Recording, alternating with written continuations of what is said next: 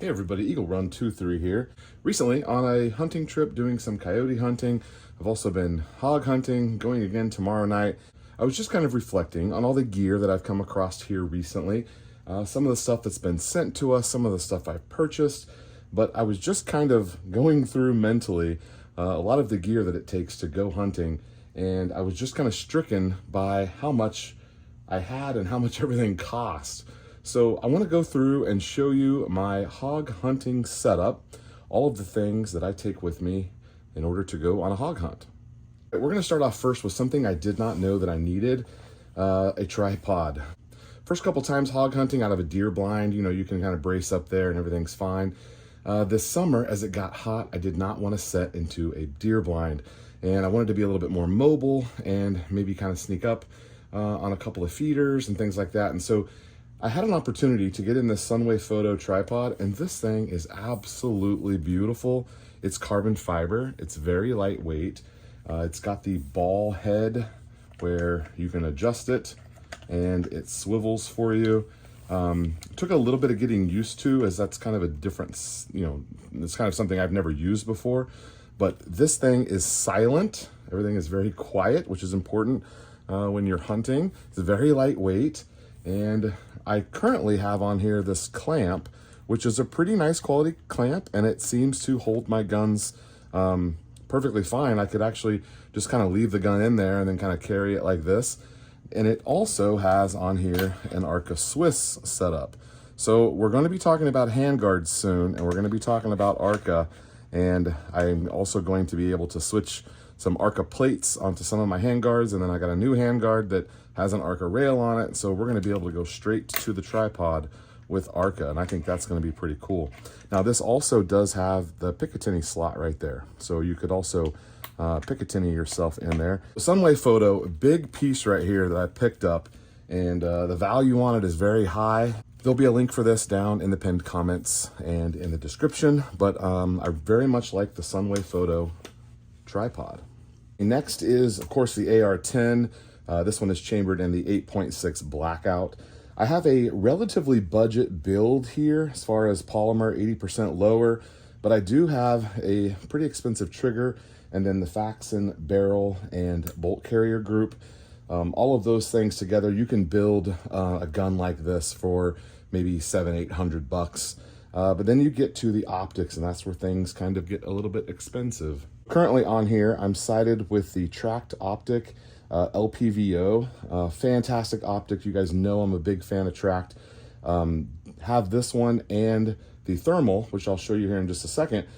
This is for some daytime shooting. I was zeroing in and testing some stuff. Unfortunately, I only have one upper running, but we're going to be fixing that very soon.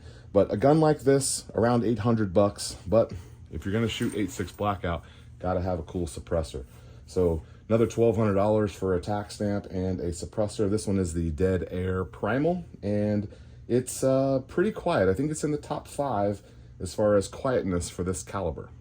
Now, the star of the show here, without a doubt, is the Avenger 55XR from Fusion Thermal, a absolutely beautiful thermal scope that is crystal clear, got tons of adjustability, easy to set, awesome battery life, takes lots of videos, easy to dial in, easy to zero. Absolutely love this, but it is a little bit pricey. It is the top of the line thermal, one of the best on the market, with great technology, and also has that very particular hardware as far as the lens quality and all of the stuff outside the technology. 10 out of 10 for this thing. And a bit of an update for you, they are going to let me keep this for a little bit longer before I have to send it back. And we're going to take it on a little night hunt tomorrow night, try to get a hog with it. The Avenger is around $5,800. I do have a discount link for you for that. It will be pinned in the comments and in the description. And also, all of this is listed out on eaglerun23.com. You can find out more about my setup with links and different things to some of the stuff you see here in the video. One of the things I added real recently are these boots.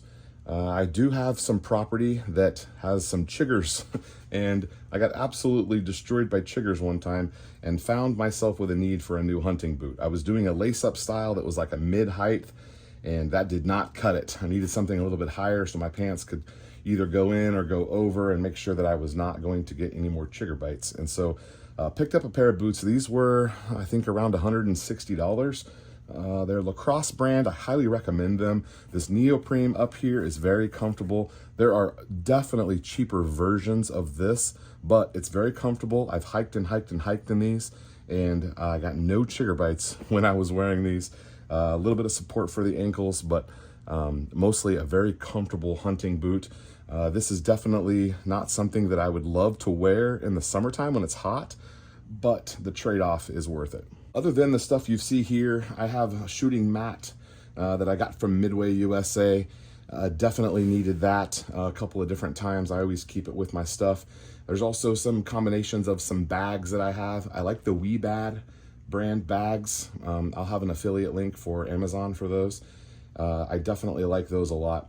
So thanks for running through with me here on my hunting setup.